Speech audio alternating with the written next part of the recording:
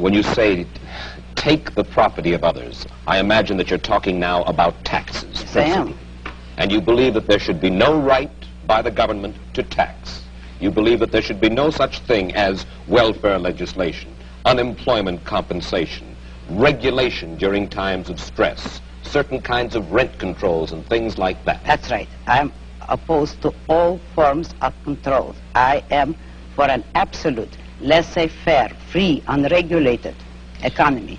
Let me put it briefly. I'm for the separation of state and economics, just as we had separation of state and church, which led to peaceful coexistence among different religions after a period of religious wars. So the same applies to economics.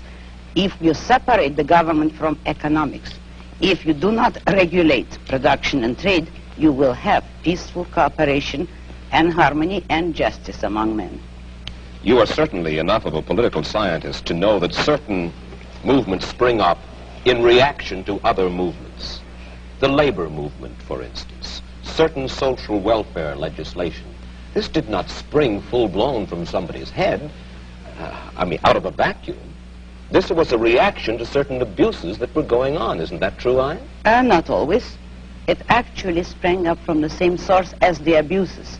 If by abuses you mean the legislation, which originally had been established to help industrialists, which was already a breach of complete free enterprise. If then, in reaction, labor leaders get together to initiate legislation to help labor, that is only acting on the same principle, namely all parties agreeing that it is proper for the state to legislate in favor of one economic group or another. But what I'm saying is that nobody should have the right, neither employers nor employees, to use state compulsion and force. But when you advocate,